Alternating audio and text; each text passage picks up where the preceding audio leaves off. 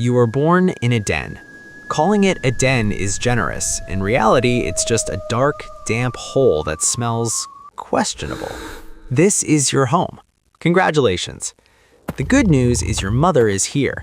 She is massive, vigilant, and ready to tear apart anything that dares to approach. The bad news is you are not. Your entire survival strategy at this stage is lie still and scream when you're hungry. You aren't alone. You have siblings, but that doesn't make things better. They are bigger than you, stronger than you, and they absolutely love stepping on your face while scrambling for milk. Every meal is a miniature war, and you are usually on the losing side. Most of the time, your mother isn't here. She has to hunt. That means you and the others are left behind in this hole, completely unprotected. If she comes back, great. If not, well, you'll just lie there, waiting to see what comes to eat you first. You grow a little. Your eyes open, your ears begin to pick up sound. But don't get it twisted, you're still useless. Then, one day, everything changes. Your mother returns, not to feed you, but to drag you out. You aren't ready, but she doesn't care. Her teeth clamp onto your skin, hoisting you up like a piece of luggage.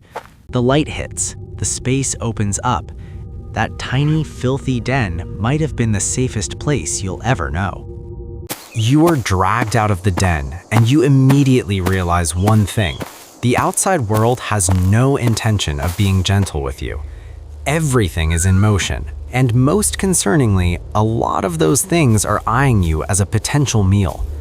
Your mother stops, lowers her body, and stares dead ahead. You don't fully grasp what's happening, but you try to mimic her anyway. Lesson 1. Stay low, move slow, and don't make a sound.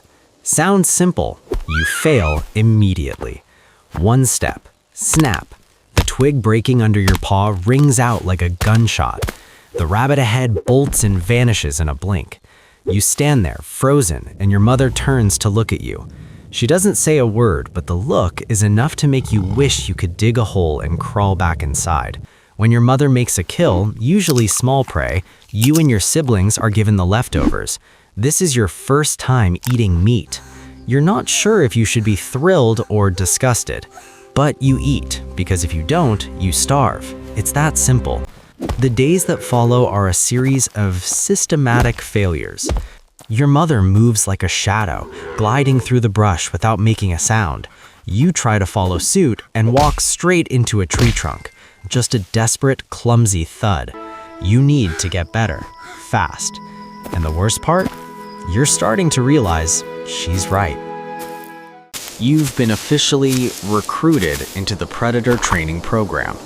Today's lesson: stalk and pounce. You lower your body, trying to blend into the grass. You inch forward, one slow, careful step at a time.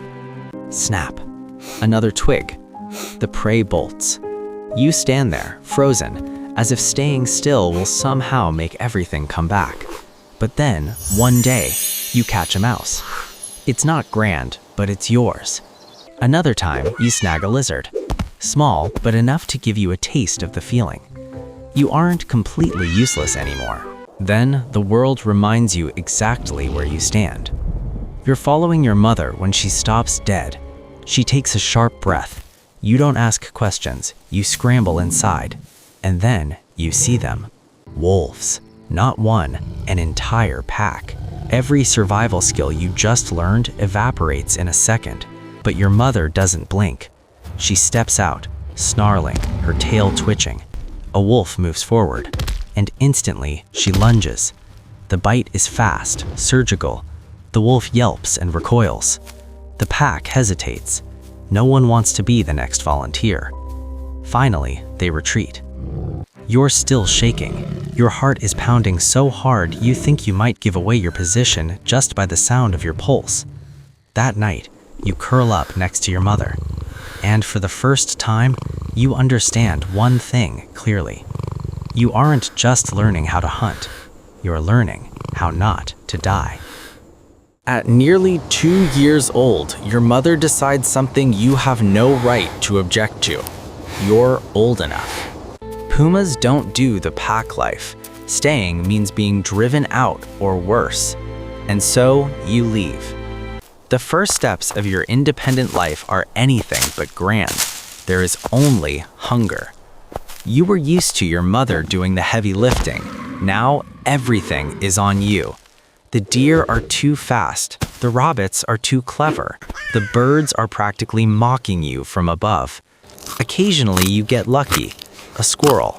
Nothing to be proud of, but enough to keep you from collapsing. Then comes the bigger problem, territory. You need space, a lot of space. You accidentally wander into someone else's turf. A snarl, a warning scent. You understand. You retreat, fast. And this time, you don't try again. After days of wandering, dodging, and scraping by, you finally find a place that's okay. You mark it. A few claw marks, a bit of scent, a rather weak declaration. This is mine. Most of the time, you choose to avoid conflict, not because you're a coward, but because you understand a single minor wound could be the end of the line. Sometimes a female passes through. You spend a few days together, no commitments, no strings attached. Then she leaves and you return to the familiar silence. No friends, no teammates, just you, your territory, and the hunger that's always waiting. You enter the stage where, in theory, everything should get easier. You have your territory, you know how to hunt, but easy isn't a word in your dictionary. Every day begins with a patrol, checking every tree trunk, every strange scent, a new claw mark, a scent you've never encountered before, or worse, a message left behind with crystal clarity. It's not a greeting, it's a challenge. You have two choices, pretend you didn't see it or face it. But you can't always avoid it. Even if you win, you carry the wounds with you. And in this world, a minor injury can become a death sentence. Hunting doesn't get any simpler either. The deer are still fast, and they always seem to know where you are before you even realize they're there.